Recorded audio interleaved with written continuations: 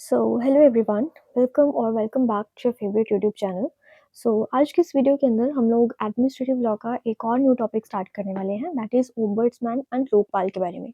तो दोनों ही टॉपिक्स जो हैं हम आज ही की वीडियो के अंदर एक ही वीडियो के अंदर कवर कर लेंगे, क्योंकि देखो इस क्वेश्चन के ऊपर अगर आपको इस टॉपिक के ऊपर अगर आपको लॉन्ग क्वेश्चन भी बनते हैं तो इन दैट केस यहाँ तो जॉइंटली क्वेश्चन आएगा कंबाइंड फॉर्म में कि ओम्बड्समैन और लोकपाल के बारे में बताओ। बट वैसे जब मैंने प्रिपेयर किया था तो इस टाइम पे मैंने इस टॉपिक को शॉर्ट क्वेश्चंस के लिए प्रिपेयर कर लिया था, क्योंकि अगर आपको क्वेश्चन आएगा तो या तो ओम्बड्समैन के ऊपर क्वेश्चन आएगा कि right a short note on the ombudsman, या फिर लोकपाल के ऊपर शॉर्ट नोट आ सकता है। और अगर कंबाइंड फॉर्म में करने जाएंगे तो इसके ऊपर ज़्यादा मटेरियल है नहीं इस टॉपिक के ऊपर, और बुक्स के अंदर भी ये टॉपिक बेसिकली आपको दिया नहीं हुआ। तो मैंने आपको इस वीडियो के अंदर सारे ही जो नोट्स हैं इस टॉपिक के रिलेटेड, जो भी मुझे जहाँ-जहाँ से मिली अच्छे तरीके से, तो मैंने प्रिपेयर करके आपको यहाँ पे इस वीडियो के अंदर दिखाए हैं, सो दैट कि आप इस टॉपिक को बहुत ही अच्छे तरीके से प्रिपेयर कर सकें। बाकी अगर आप चाहें तो इसमें और कुछ भी ऐड ऑन कर सकते हैं, अगर आपको ये सफिशिएंट नहीं भी लगते हैं तो वो आप मेरे टेलीग्राम चैनल से एक्सेस कर सकते हैं इसके बाकी के नोट्स को। बट जहाँ से मैंने पढ़े थे अपने एग्ज़ाम में, तो वो मैं आपको यहाँ पे इस वीडियो में दिखा दूँगी। बेसिकली हम इसमें पढ़ने वाले हैं ओम्बड्समैन के बारे में और लोकपाल के बारे में। तो जैसा कि हम अभी तक पढ़ चुके हैं ऑलरेडी एडमिनिस्ट्रेटिव एजुकेशन के बारे में और बहुत सारी एडमिनिस्ट्रेटिव अथॉरिटीज़ के बारे में। तो ये सारी की सारी अथॉरिटीज़ जो हैं, इतनी सारी पावर्स हमने दे दी एडमिनिस्ट्रेटिव अथॉरिटीज़ को, तो कहीं ये पावर्स का गलत इस्तेमाल ना कर लें। तो इनके ऊपर एक चेक रखने के लिए बेसिकली इनकी पावर्स के ऊपर एक अथॉरिटीज़ को डिज़ाइन करा जाता है, जो कि रिव्यू करते रहते हैं इनके एक्शंस को, जो कि है ओम्बड्समैन और लोकपाल। अब बेसिकली आप इसको इस तरीके से समझ सकते हैं कि ओम्बड्समैन जो है एक बहुत ही हायर लेवल पर होता है बेसिकली ओम्बड्समैन, और एक एक सर्कल के अंदर हम समझें तो पूरा एक सर्कल जो है वो ओम्बड्समैन का है, और उसका कुछ पार्ट जो है वो उसमें आता है लोकपाल का, फिर लोकपाल में कुछ पार्ट आता है लोकायुक्ता का। तो आप इस तरीके से इसको समझ सकते हैं एक वेन डायग्राम के थ्रू। तो देखो यहाँ पे ओम्बड्समैन बेसिकली क्या करता है कि सारे के सारे जितने भी सब्जेक्ट मैटर है, तो सभी के रिलेटेड यहाँ पे ये इंक्वायरीज़ कर सकते हैं, या फिर कमीशन्स अपॉइंट कर सकते हैं, और बेसिकली चेक रख सकते हैं हर एक सब्जेक्ट मैटर के ऊपर जो भी एडमिनिस्ट्रेटिव अथॉरिटीज़ के रिलेटेड है। लेकिन जो लोकपाल होता है उसका काम सिर्फ़ और सिर्फ़ करप्शन के रिलेटेड मैटर्स को इंक्वायर करना होता है। उसके अलावा वो कोई और मैटर्स को इंक्वायरी नहीं कर सकता। सिर्फ़ करप्शन ना हो कोई भी एडमिनिस्ट्रेटिव अथॉरिटीज़ के द्वारा, तो उसके लिए वो रेड्स वगैरह कर सकते हैं, या फिर इन्वेस्टिगेशंस कर सकते हैं, डॉक्यूमेंट्स को सीज़ कर सकते हैं। तो ये सारा काम होता है लोकपाल का। और यही चीज़ जब हम किसी पर्टिकुलर स्टेट लेवल पर देखते हैं, तो तब अपॉइंट करा जाता है लोकायुक्ता, फिर वहाँ पर आ जाता है लोकायुक्ता स्टेट लेवल में। तो आप इस तरीके से इसको समझ सकते हैं कि लोकपाल, लोकायुक्ता और ओम्बड्समैन बेसिकली होते क्या-क्या हैं। अब इनको हम थोड़ा डिटेल में समझ लेते हैं, और ये समझ लेते हैं कि आपको इसको एग्ज़ाम में किस तरीके से लिखना है। आई होप कि आप सभी अपने घर पे प्यार से होंगे और अच्छे से होंगे। चलिए बिना किसी देरी के आज की वीडियो को स्टार्ट करते हैं।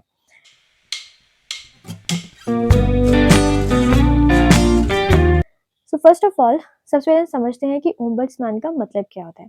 देखो ओम्बड्समैन क्या है, कोई भी एक पर्सन हो सकता है जिसका कि काम क्या है इन्वेस्टिगेशंस करना और इंक्वायरीज वगैरह करना, और जो भी कंप्लेंट्स फाइल करी गई हैं सिटीजन्स के द्वारा, या फिर कोई भी जो ऑर्गेनाइजेशन जिसके लिए एक ओम्बड्समैन को अपॉइंट करा गया है, तो वहाँ के कोई मेंबर्स के द्वारा या फिर कोई सिटीजन्स के द्वारा अगर कोई भी कंप्लेंट्स आई हैं, तो वो पर्सन क्या करेगा, उसको इन्वेस्टिगेट करेगा। And they act as a neutral independent problem solver who works to ensure fairness. तो ये बेसिकली न्यूट्रल तरीके से और इंडिपेंडेंट तरीके से प्रॉब्लम्स को सॉल्व करते हैं, किसी भी तरीके से इनका कोई भी लेना देना उस अथॉरिटी के साथ में नहीं होता। ये बिल्कुल इंडिपेंडेंट होते हैं, बिल्कुल एक अलग होते हैं। जैसे हर एक बेसिकली डिपार्टमेंट के लिए, हर एक अथॉरिटी के लिए एक ओम्बड्समैन, एक इंडिपेंडेंट एक अथॉरिटी क्रिएट करी जाती है, जिसका काम क्या होता है बेसिकली चेक करना कि वो अपनी पावर्स का कहीं मिसयूज़ ना कर रहे हों, या फिर आर्बिट्री यूज़ ना कर रहे हों। तो ये इस वजह से इनको अपॉइंट करा जाता है। और ये जो भी कंप्लेंट्स फाइल की जाती हैं सिटीजन्स के द्वारा भी हो सकती हैं, या फिर उस ऑर्गेनाइजेशन के मेंबर्स के द्वारा भी हो सकती हैं, तो उन कंप्लेंट्स को सॉल्व करने का इनका काम होता है। अब इनकी इम्पोर्टेंस क्या है, क्यों ज़रूरत पड़ी हमें ओम्बड्समैन बनाने की? फर्स्ट इसमें आता है to ensure the fair treatment, ताकि फेयरली ट्रीट करा जा सके इंस्टीट्यूशंस के द्वारा, और उनकी पावर्स को वो मिसयूज़ ना करें, अब्यूज़ ना करें अपनी पावर्स का, या किसी तरीके की डिस्क्रिमिनेशन ना हो या बायसनेस ना हो वहाँ के फैकल्टी के द्वारा, या फिर वहाँ के जो भी मेंबर्स हैं या जो भी वहाँ के अथॉरिटीज़ हैं उनके द्वारा। तो इस वजह से ओम्बड्समैन जो है उसको एक अलग से इंडिपेंडेंट अथॉरिटी अपॉइंट करा जाता है, ताकि फेयरनेस को इंश्योर करा जा सके। सेकंड इसमें आता है to provide an easy way to resolve the complaints, ताकि एक ईज़ी तरीका मिल सके हमें कंप्लेंट्स को रिज़ॉल्व करने का। बिकॉज़ ये एक सिंपल, एक्सेसिबल और फ्री मैकेनिज़्म प्रोवाइड करते हैं लोगों को, जिससे कि वो अपने कंसर्न्स को बिना कोर्ट्स के पास जाए, वो ओम्बड्समैन के पास जा सकते हैं अपने कंप्लेंट्स को रिज़ॉल्व करने के लिए। तो बेसिकली बहुत ही उनको एक फ्री तरीका मिल जाता है, एक एक्सेसिबल तरीका और एक सिंपल तरीका मिल जाता है, जहाँ पर कोई छोटे-मोटे डिस्प्यूट्स होते हैं वो ओम्बड्समैन खुद ही हैंडल कर लेते हैं। नेक्स्ट इसमें आता है to promote transparency and accountability. Transparency और अकाउंटेबिलिटी को इंश्योर करने के लिए, बिकॉज़ जो भी यहाँ पे इन्वेस्टिगेशंस करे जाते हैं कंप्लेंट्स की, तो ओम्बड्समैन हेल्प करते हैं उनको उनके मिस्टेक्स को अनकवर करने के लिए, उनके अनएथिकल बिहेवियर को बताने के लिए, और ये बताता है कि कहीं एडमिनिस्ट्रेटिव जो एडमिनिस्ट्रेशन हो रहा है वो पुअर तो नहीं हो रहा कहीं पे बिना विदिन द ऑर्गेनाइजेशंस। तो ये सारी की सारी चीज़ें जो है बेनकाब करने का बेसिकली काम किसका होता है? ओम्बड्समैन का होता है, कि वो बेसिकली एक पर्दा उठाता है उनमें से, कहीं ये जो सारी अथॉरिटीज़ हैं, ये सारी ऑर्गेनाइजेशंस हैं, ये एडमिनिस्ट्रेशन जो है वो कहीं गलत तरीके से बिहेव तो नहीं कर रहे, कहीं अपनी पावर्स का गलत यूज़ तो नहीं कर रहे हैं। तो ये ट्रांसपेरेंसी और अकाउंटेबिलिटी को भी इंश्योर करता है। Next is reduces the conflicts. तो बेसिकली ये एक न्यूट्रल मीडिएटर के तरीके से एक्ट करता है, जो कि उस डिस्प्यूट को रिजॉल्व करने में हेल्प करता है पीसफुल तरीके से और एफिशिएंट तरीके से। Then it encourages better policies and practice. So better तरीके से पॉलिसीज और प्रैक्टिस वगैरह को इनकरेज करता है, किस तरीके से कि ये बेसिकली चेंजेस को रेकमेंड कर सकता है किसी भी ऑर्गेनाइजेशन के अंदर, ताकि वो अपने सर्विसेज को इम्प्रूव कर सकें और फ्यूचर प्रॉब्लम्स को प्रिवेंट करा जा सके। तो उसके लिए एक एक रिकमेंडेशंस बेसिकली ये बना के दे सकते हैं पॉलिसीज़ का, और किस तरीके से उस पर्टिकुलर ऑर्गेनाइजेशन को फंक्शन करना चाहिए, तो उसके रिलेटेड भी ये जो है अपने रिकमेंडेशंस दे सकते हैं। तो with this in these ways basically ये जो एडमिनिस्ट्रेटिव अथॉरिटी का पॉइंट बनाई जाती है, ओम्बड्समैन इंडिपेंडेंट अथॉरिटी होती है, तो ये सारी उसकी इम्पोर्टेंस हो गई कि कहाँ-कहाँ पर वो हमें हेल्प करता है। अब बात करते हैं इसकी टाइप्स की, कि ये जो ओम्बड्समैन है, ये अलग-अलग टाइप्स के ओम्बड्समैन हो सकते हैं। तो बेसिकली अलग-अलग डिपार्टमेंट्स के लिए ओम्बड्समैन हो सकते हैं, और किन-किन टाइप्स के होते हैं वो हम थोड़ा-सा इसको समझते हैं। सबसे पहले जो आता है इसमें गवर्नमेंट ओम्बड्समैन।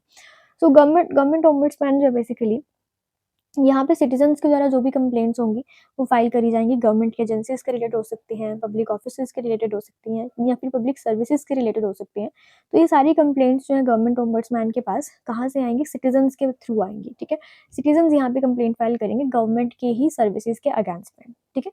तो ये हो गया उसके लिए गवर्नमेंट ओम्बड्समैन। सेकंड इसमें आता है पार्लियामेंट्री ओम्बड्समैन। सो पार्लियामेंट्री ओम्बड्समैन का बेसिकली काम क्या होता है कि पार्लियामेंट के जितने मेंबर्स हैं, कहीं वो कुछ गलत तरीके से यूज़ तो नहीं करे अपनी पावर्स का, तो उसको इंश्योर करने के लिए पार्लियामेंट्री ओम्बड्समैन को अपॉइंट करा जाता है। That is appointed by the parliament to investigate the complaints about the government departments and ensure good administration. Third इसमें आता है local government ombudsman. So local government ombudsman जो है, इसका काम क्या होगा कि जितने भी लोकल काउंसिल्स हैं, म्युनिसिपैलिटीज़ हैं, या फिर लोकल पब्लिक सर्विसेज़ हैं, जैसे हाउसिंग के हो गए, सैनिटेशन के हो गए, या लाइसेंस के हो गए, तो ये अलग-अलग म्युनिसिपैलिटीज़ के अंदर अलग-अलग डिपार्टमेंट्स होते हैं पब्लिक सर्विसेज़ के लिए। तो उनके रिलेटेड जितनी भी कंप्लेंट्स होती हैं, वो लोकल गवर्नमेंट ओम्बड्समैन के पास में फाइल करी जा सकती है, और कौन फाइल करेंगे यहाँ पे भी? सिटीज़न्स फाइल करेंगे। एक तो होता है देखो यहाँ पे गवर्नमेंट ओम्बड्समैन, एक होता है लोकल गवर्नमेंट ओम्बड्समैन, थर्ड इसमें आ जाता है पार्लियामेंट्री ओम्बड्समैन, फिर नेक्स्ट इसमें आता है फाइनेंशियल ओम्बड्समैन।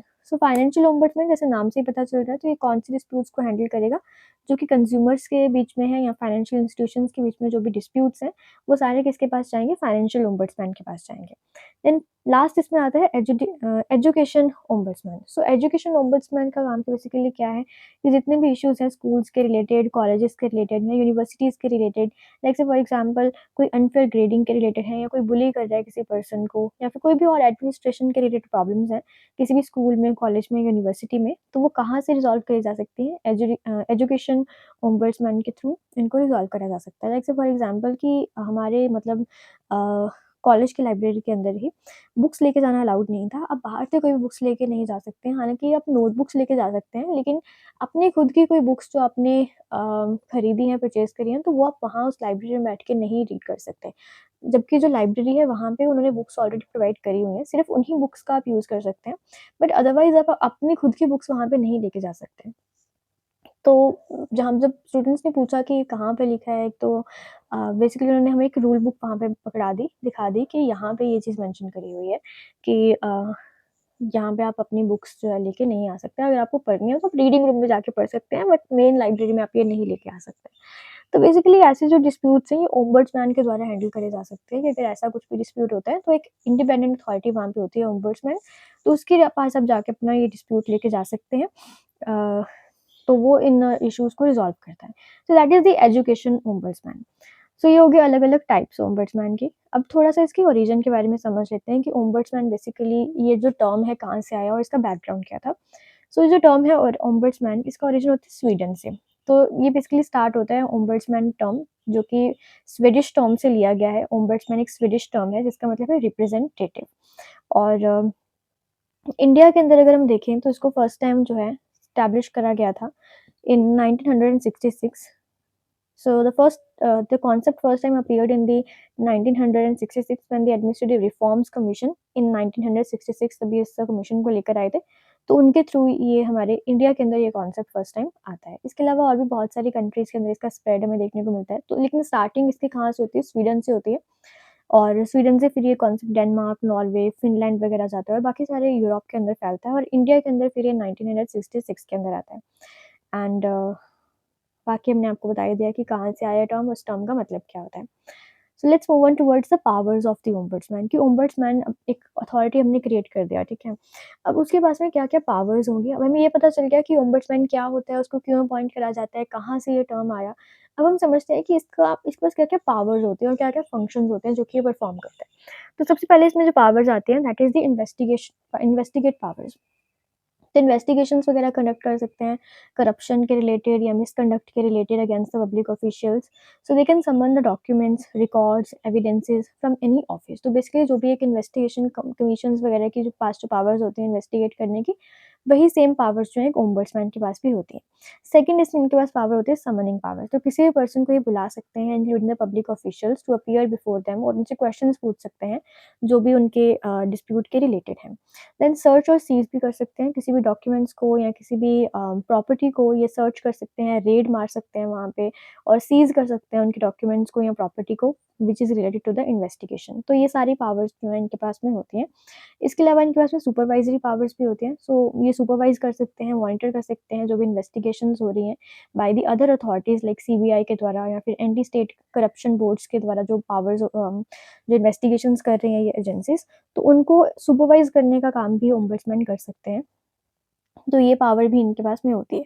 देन आती है administrative powers. So administrative powers भी होती हैं, they can make recommendations to the government departments to improve the systems, reduce the corruption and enhance the transparency. तो बेसिकली ये सारे जो पावर्स हैं इनके पास में एडमिनिस्ट्रेशन के रिलेटेड, तो वो भी हो सकते हैं कि रिकमेंडेशंस बेसिकली दे सकते हैं गवर्नमेंट डिपार्टमेंट्स को कि जिससे कि उनका सिस्टम इम्प्रूव हो सकता है, करप्शन कम हो सकती है और ट्रांसपेरेंसी ज़्यादा से ज़्यादा इंश्योर हो सकती है। तो ये सारे के सारे इनके आगे पावर्स कि बहुत हमने यहाँ पे देखा ना बहुत ही पावरफुल अथॉरिटी यहाँ पे बन जाती है कि जिसके पास में इतनी सारी पावर्स यहाँ पे दे दी गई हैं। अब इसकी बात करते हैं इसके फंक्शंस क्या-क्या हैं। तो इनके फंक्शंस क्या हैं? सबसे पहले तो ये कंप्लेंट रिसीव करेंगे, तो वो कंप्लेंट जो है किसी भी सिटीज़न के द्वारा कंप्लेंट हो सकती है करप्शन के रिलेटेड या पावर के मिसयूज़ के रिलेटेड या फिर मैल एडमिनिस्ट्रेशन के रिलेटेड हो सकती है पब्लिक ऑफिशियल्स के। तो ये सिटीज़न्स के द्वारा सबसे पहले तो कंप्लेंट्स को एक्सेप्ट करेंगे, रिसीव करेंगे। फिर उसके बाद होती है इन्वेस्टिगेशंस, तो इन्वेस्टिगेट करेंगे फिर ये रॉन्ग डूइंग्स को। सो एक कंडक्ट यहाँ पे सुपरवाइज़ करना इन्वेस्टिगेशंस को into the allegations against the ministers, MPs या गवर्नमेंट ऑफिसर्स। तो उनके रिलेटेड जो भी एलिगेशंस लगाई गई हैं, तो उन एलिगेशंस के अगेंस्ट में इन्वेस्टिगेशंस करने का फिर इनका काम होता है।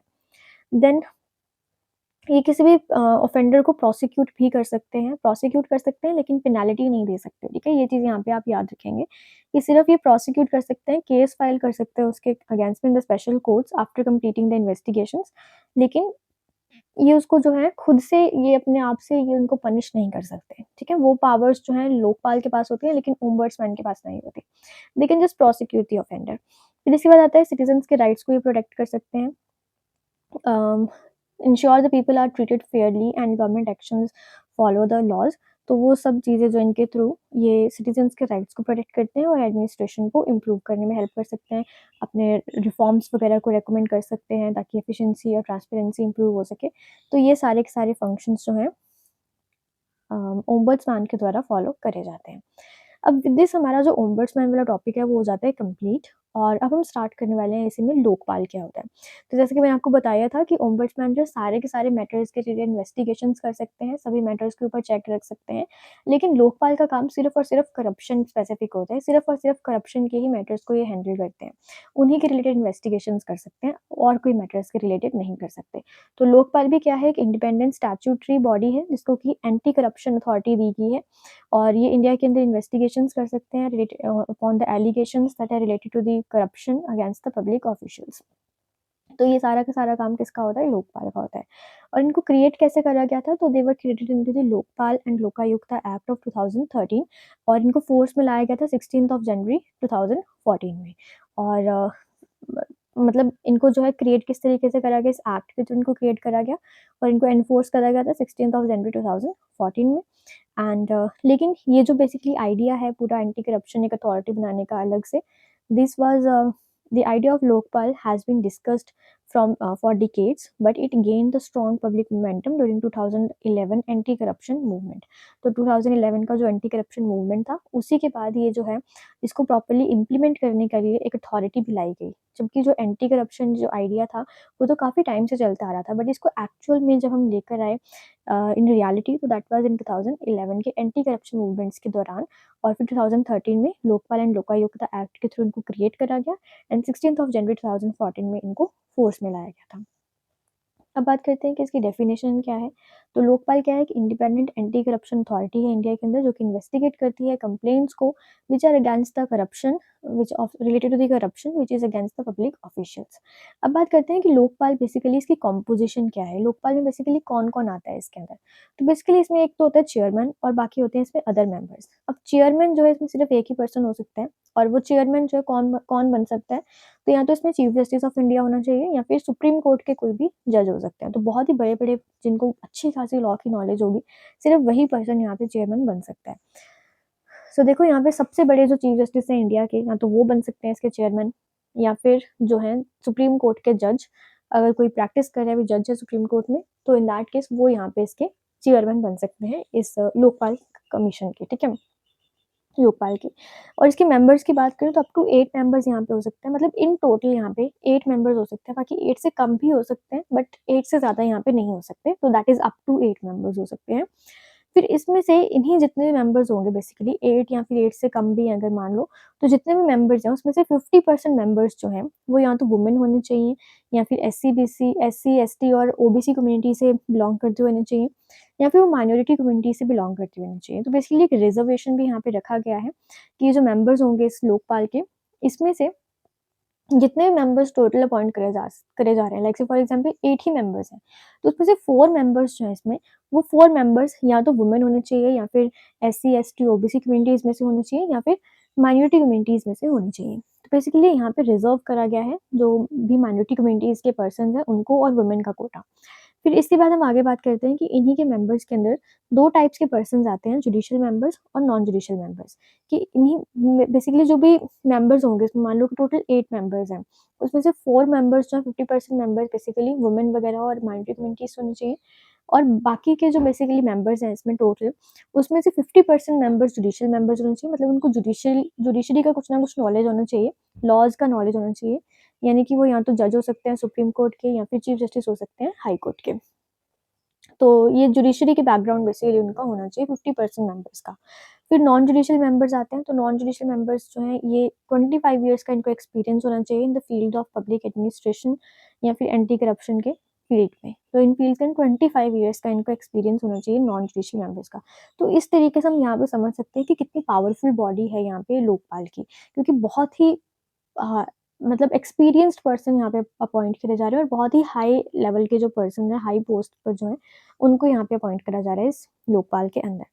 अब बात करते हैं इसकी अपॉइंटमेंट कमिटीज़ की कि इनको अपॉइंट कौन करेगा। तो बेसिकली चेयरमैन और बाकी पर्सन्स जो भी हैं इस कमेटी के, इस लोकपाल के, उसको सिलेक्शन कमेटी के थ्रू अपॉइंट करा जाता है। और इस सिलेक्शन कमेटी में कौन-कौन होता है, तो वो देखो यहाँ पे सिलेक्शन कमेटी में प्राइम मिनिस्टर होंगे, और एक ओपोज़िशन के लीडर होंगे लोकपाल में, लोकसभा के जो ओपोज़िशन में लीडर हैं, वो होंगे, प्राइम मिनिस्टर होंगे, और लोकसभा के स्पीकर होंगे। इसके अलावा चीफ जस्टिस जो हैं इंडिया के, या तो वो होंगे खुद, या फिर वो किसी और जज को अपॉइंट नॉमिनेट कर सकते हैं जो उनके बिहाफ पर रिप्रेज़ेंट करेगा। एंड एक एमिनेंट जूरिस्ट यहाँ पे होना चाहिए जिसको कि नॉमिनेट करा जाएगा। तो ये सारे मेंबर्स बनकर एक सिलेक्शन कमेटी बनाएँगे, और ये सिलेक्शन कमेटी फिर चेयरपर्सन को और बाकी के मेंबर्स जो भी हैं लोकपाल के, उनको अपॉइंट करेगी। फिर उस पर आते हैं इसकी जुरिसडिक्शन के ऊपर। तो लोकपाल जो है वो किन-किन पर्सन्स के ऊपर अपने पावर्स को एक्सरसाइज कर सकता है, बेसिकली कहाँ-कहाँ पर करप्शन के रिलेटेड अगर कोई भी मैटर होता है, तो उन पे वो रेड कर सकते हैं या इन्वेस्टिगेट कर सकता है। तो सबसे पहले इसमें आता है प्राइम मिनिस्टर के ऊपर। तो लोकपाल जो है वो इन्वेस्टिगेशन कर सकता है करप्शन के कंप्लेंट्स के अगेंस्ट में related to the prime minister, but कुछ लिमिटेशंस हैं यहाँ पे, they can not inquire into the matters that are related to the international relations, external internal security और पब्लिक ऑर्डर। तो इनके ऊपर जो है ये इन्वेस्टिगेशंस नहीं कर सकते।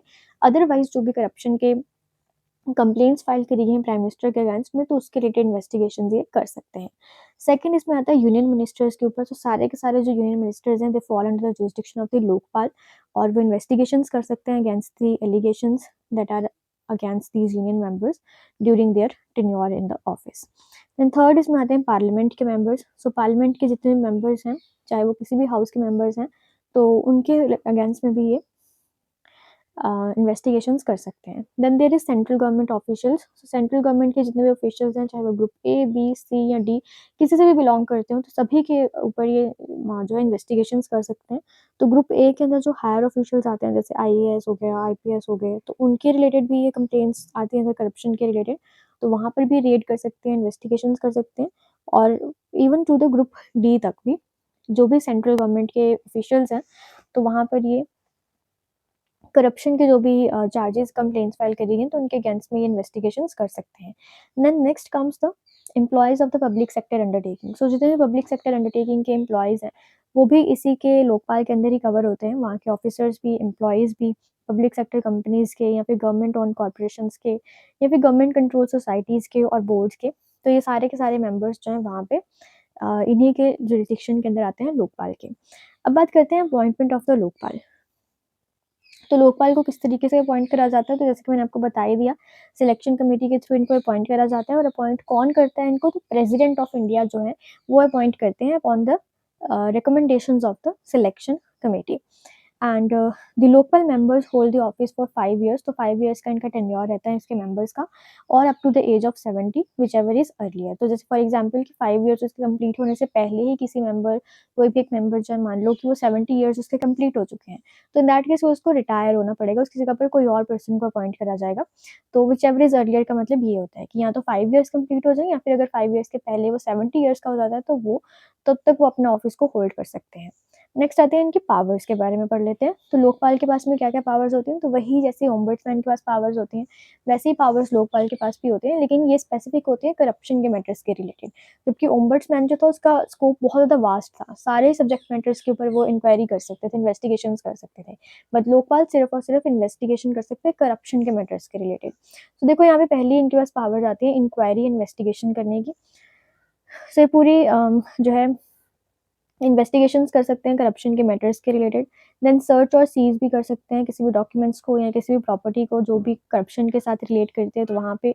देन इसके बाद आता है प्रोसिक्यूशन पावर्स। तो प्रोसिक्यूट भी कर सकते हैं किसी भी पर्सन के अगेंस्ट में, केस फाइल कर सकते हैं, चार्जशीट फाइल कर सकते हैं, और इवन पब्लिक सर्वेंट्स को प्रोसिक्यूट कर सकते हैं under the prevention of corruption act के थ्रू। तो वहाँ पे इनके पास में पावर्स है कि केस फाइल कर सकते हैं उसके अगेंस्ट में। फिर इसके पास में पावर्स है सुपरवाइजरी पावर्स। सुपरवाइज कर सकते हैं अगर कोई भी इन्वेस्टिगेशंस हैं जो कि किसी भी केस के सीबीआई की जो भी अंडर है, सीबीआई के थ्रू जो भी इन्वेस्टिगेशंस हो रही हैं which are related to the cases that are referred by the Lokpal. Lokpal ने रेफर करा है जो केस, और उसके थ्रू अगर सीबीआई अगर कोई इन्वेस्टिगेशंस कर रही है, तो उनको उनको सुपरवाइज भी कर सकते हैं Lokpal. And they can review the investigations also, और ये उस इन्वेस्टिगेशंस को रिव्यू भी कर सकते हैं। इसके अलावा इनके पास जो अलग पावर आती है ओम्बड्समैन के अलावा, जो कि ओम्बड्समैन के पास नहीं थी, जब मैंने आपको वो पढ़ाया था तब भी मैंने आपको बताया था कि ये पेनल्टीज भी इम्पोज कर सकते हैं। They can impose the penalties on the public servants for the false complaints, कि अगर वो गलत कंप्लेंट्स फाइल करते हैं तो उसके अगेंस्ट में ये पेनल्टीज भी इम्पोज कर सकते हैं। So these are all the powers जो कि हैं लोकपाल की। अब बात कर लेते हैं लोकायुक्ता के बारे में। तो जैसे कि मैंने आपको बताया था कि लोकपाल जो है वो एक सेंट्रल लेवल पर एक बॉडी फॉर्म करी जाती है, लेकिन लोकायुक्ता जो है कि पर्टिकुलर स्टेट लेवल पर होती है, लोकल बॉडीज़ के रिलेटेड होती है, लोकल गवर्नमेंट के रिलेटेड बेसिकली बनाया जाता है, और काम इनका सेम ही होता है। जैसे लोकपाल का होता है वैसे ही लोकायुक्ता का होता है, बस ये सेंट्रल लेवल पर नहीं होता, गवर्नमेंट लेवल सॉरी जो है स्टेट लेवल पर होता है लोकायुक्ता। सो लोकायुक्ता के पास क्या क्या पावर्स होते हैं देखो, तो स्टेट लेवल की करप्शन को इन्वेस्टिगेट करते हैं। So they can investigate the corruption complaints against the chief ministers, state ministers, MLAs और स्टेट गवर्नमेंट ऑफिशियल्स और लोकल बॉडीज। तो इनके रिलेटेड इसका स्कोप बेसिकली है, इसकी जुरिस्डिक्शन हम कह सकते हैं कि होती है। देन सर्च और सीज कर सकते हैं, कोई भी कहीं पे भी रेड्स वगैरह कर सकते हैं या सीज कर सकते हैं any evidence that is related to the corruption at the state level. फिर प्रोसिक्यूट करने की पावर्स भी होती हैं इनके पास में, सेम जिस तरीके से लोकायुक्ता के पास होती है, स्पेशल कोर्ट में डायरेक्टली केस फाइल कर सकते हैं। Then power to take the suo motu action. So काफ़ी सारे स्टेट्स के अंदर लोकायुक्ता जो सुओ मोटो एक्शंस ले सकते हैं, which is based upon the information और मीडिया रिपोर्ट्स के बेसिस पर। सुओ मोटो बेसिकली एक लीगल टर्म है जिसका मतलब क्या है कि वो खुद से कोई भी केस जो है उठा सकते हैं। ज़रूरी नहीं कि उनको केस किसी के थ्रू उनके पास केस आया हो, किसी ने फाइल करा हो केस, या किसी ने कंप्लेंट फाइल करी हो, उसके बाद ही वो एक्शन लेते हैं, वो नहीं। सुओ मोटो का मतलब होता है कि खुद से भी कोई एक्शन ले सकते हैं। सो दैट इज़, इनके पास में सुओ मोटो के भी एक्शंस होते हैं। Next is reporting powers. So इनको अपनी रिपोर्ट सबमिट करनी होती है गवर्नर के पास या फिर स्टेट लेजिस्लेचर के पास on the corruption cases. Government must respond to the Lokayukta findings. तो लोकायुक्ता की जो रिपोर्ट्स हैं वो सब किसको देंगे, जाके गवर्नर को या फिर स्टेट लेजिस्लेचर्स को। सो विद दिस हमारा ये जो टॉपिक है लोकपाल और लोकायुक्ता और ओम्बड्समैन, ये सारा का सारा टॉपिक यहाँ पे कवर हो जाता है। एंड आई होप कि आपको ये टॉपिक अच्छे से समझ में आया होगा। अगर आपको कोई भी डाउट है तो in that case you can ask me in the comment box. और अगर आपको ये नोट्स एक्सेस करने हैं तो इन दैट केस अपना टेलीग्राम चैनल चेकआउट कर सकते हैं, वहाँ पे आपको सारे के सारे नोट्स मिल जाएंगे। जस्ट वहाँ पे सर्च बार में सर्च करिएगा SS नोट्स, एंड आपको वहाँ पे जो भी मैंने आपको वीडियो में नोट्स दिखाए हैं, जो भी आपको एग्जाम में नोट्स पढ़ने हैं, वो सारे के सारे नोट्स आपको वहाँ पे मिल जाएंगे। और अगर आपको मेरे टेलीग्राम का लिंक चाहिए तो डिस्क्रिप्शन बॉक्स में मिल जाएगा, और कमेंट बॉक्स में मैंने पिन कर दिया है, तो वहाँ से आप इसका लिंक ले सकते हैं और नोट्स को एक्सेस कर सकते हैं।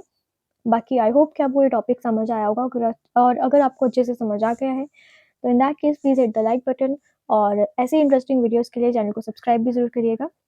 सो मिलते हैं फिर अगले नेक्स्ट वीडियो के अंदर। तब तक के लिए बाय बाय, टेक केयर।